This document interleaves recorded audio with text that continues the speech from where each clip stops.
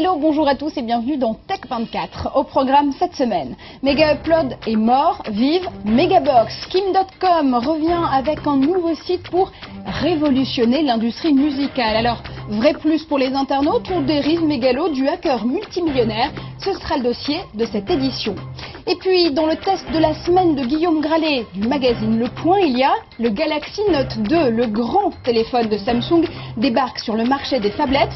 Mais qui est dans le viseur du coréen, l'iPhone d'Apple ou la tablette Nexus 7 de Google? Verdict dans un instant.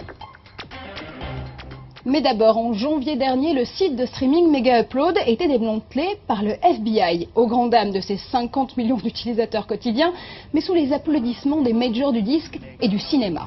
À peine 9 mois plus tard, son fondateur omniscient, Kim.com, le bien nommé, accouche d'un nouveau service, Megabox, une plateforme sociale et musicale gratuite, financée par la publicité et qui permettrait de reverser 90% de ses revenus aux artistes. On parle même de stockage en cloud et de streaming légal cette fois-ci.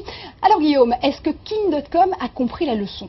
Eh bien, écoutez, Marjorie, on dirait que cette arrestation extrêmement médiatique, avec, vous savez, les voitures des agents du FBI venant arrêter ce multimillionnaire, c'est déjà pas mal. Eh bien, elles l'ont boosté, en fait. Kim.com apparaît plus en forme que jamais. Il multiplie les tweets un petit peu provocateurs en disant « Attention, j'arrive ». Il provoque Barack Obama parce qu'il accuse l'administration américaine d'être à l'origine de son arrestation. Et il dit « Attention, je reviens ». Et puis, il revient en s'attaquant aux géants parce que si vous regardez bien le logo, en fait, de Megabox, j'ai appris ça grâce à Twitter, vous allez voir le logo inversé de iCloud. Il s'attaque directement à Apple. Apple qui est à l'origine de 16 milliards de chansons téléchargées, achetées depuis le lancement de iTunes. Donc Megabox veut se proposer comme alternative à Apple. Alors finalement, ça va être quoi le business model de cette Megabox? On parle à la fois d'un abonnement gratuit et de streaming, évidemment légal cette fois-ci, mais aussi de crowdfunding.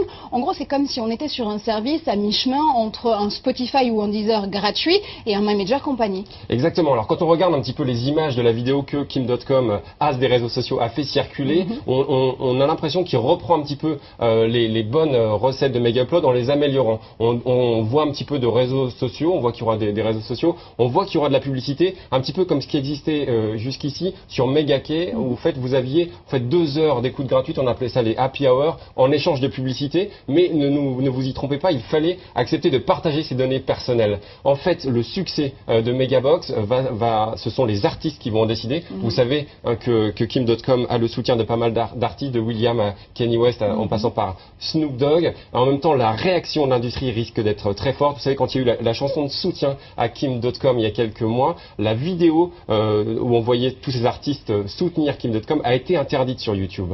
Happy hour pour un happy hacker, si j'ose dire, puisque les ennuis judiciaires de Kim.com ne sont pas terminés. Il est toujours placé en résidence surveillée en Nouvelle-Zélande et toujours passible de 20 ans de prison aux États-Unis si toutefois il était arrêté. Sauf que le Premier ministre néo-zélandais a dû s'excuser il y a quelques jours. .com a été écouté illégalement. Guillaume, est-ce que Kim.com, c'est le Julian Assange de l'industrie musicale? Et vous avez raison, Marjorie, ça y ressemble fortement. On a l'impression qu'on va avoir un épisode judiciaire, un rebondissement. En fait, il y a eu un vice de forme qui a repoussé une première fois le procès de septembre 2012 à mars 2013. Mais le juge a même confié au New Zealand Herald que le procès ne verrait sans doute jamais le jour. Ce qui est formidable, c'est pour ça que votre comparaison est intéressante, c'est que Kim.com a le soutien de tous les activistes du monde entier, et plus cet épisode durera, plus les promesses qu'il semble faire aux internautes, en clair, moins on le laissera passer vraiment à l'action pour voir si son service vaut le coup, eh bien la popularité de Kim.com continuera à monter. Merci Guillaume pour vos explications. Le Galaxy Note 2 est arrivé en Europe, ça tombe bien, il est là aussi sur le plateau de Tech24. On vous montre tout ça dans une seconde dans Test 24 évidemment.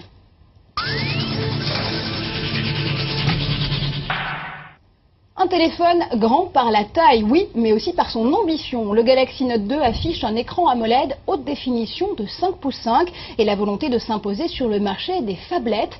Ces nouveaux appareils hybrides entre un smartphone et une tablette. Alors Guillaume, justement, vous l'avez pris en main. C'est quoi votre verdict? Mais écoutez, c'est un téléphone d'abord agréable. On est un tout petit peu plus léger. J'ai l'impression de refaire la même présentation que sur l'iPhone 5. C'est pas faux. Exactement. Donc c'est un peu plus léger, un peu plus fin. On a un prix qui est comparable à celui de l'iPhone 5, de 16 Go à 64 Go en termes de stockage. Donc on est aux alentours de 700 €. Exactement, et ça peut monter vite, même si le prix du Note 2 n'est pas encore totalement public, on pense que ça ira peut-être jusqu'à 900 €. Ceci dit, ce qui est particulièrement intéressant, on l'avait vu avec le Note 1, mais là on le voit encore plus avec le Note 2, c'est ce petit stylet. On croyait ça un petit peu vintage finalement. Exactement, obsolète. On utilisait ça sur les palmes, sur les pions, sur vraiment toutes les premiers, on appelait ça les organizers, on appelait ça un mot un peu franglais. Et bien ça revient. Et puis surtout, moi ce que je trouve intéressant, c'est la petite technologie qui s'appelle AirView, c'est-à-dire que vous ne touchez pas encore totalement l'écran.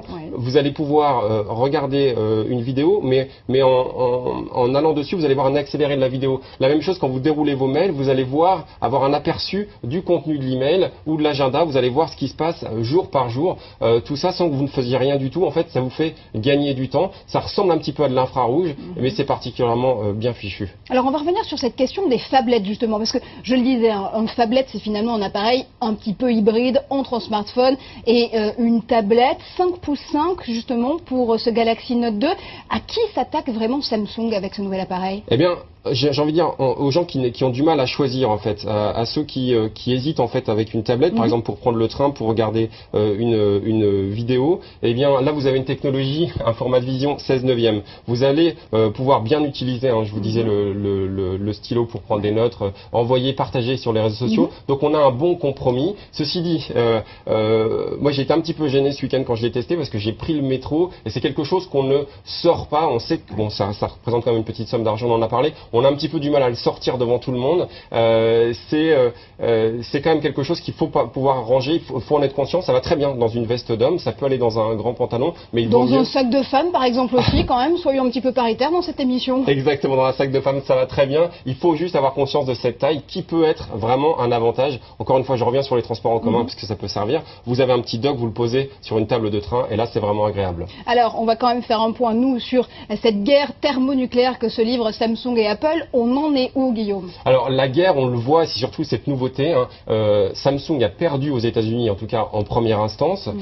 Il doit verser de l'argent à Apple et Apple réclame même l'interdiction de certains produits. Ce qu'on observe, et ça on l'avait déjà surtout vu récemment, c'est que ça va dans d'autres pays. Depuis la dernière fois où on en avait parlé, Samsung a gagné dans d'autres pays. Il a gagné notamment un procès au Japon. Donc on voit que c'est pas terminé. Et si les États-Unis représentent effectivement le premier marché au monde pour les téléphones et les tablettes aujourd'hui, ça ne sera pas le cas demain, donc la guerre va se poursuivre. Allez, un partout balle au centre. Merci Guillaume pour votre expertise. C'est presque la fin de cette émission. Merci à vous de nous avoir suivis. Vous le savez, un rendez-vous à l'adresse facebook.com/tech24 pour nous retrouver. Et puis, vous êtes de plus en plus nombreux à le faire, tant mieux, c'est un bon réflexe. Commentez l'actualité numérique avec nous sur Twitter avec le hashtag, le mot-clé Tech24. On se quitte avec la plongée de Google Maps dans les océans. Utilisez les fonctionnalités de Street View pour explorer la grande barrière de corail ou les fonds marins d'Hawaï ou encore des Philippines. Tout ça est possible grâce au partenariat de Google et du Kathleen Sea View Survey. Et ce ne sont pas les poissons clowns ou les tortues de mer qui s'en plaindront, en tout cas cette fois-ci. Merci à tous, restez connectés, on se retrouve très bientôt sur le plateau de Tech24.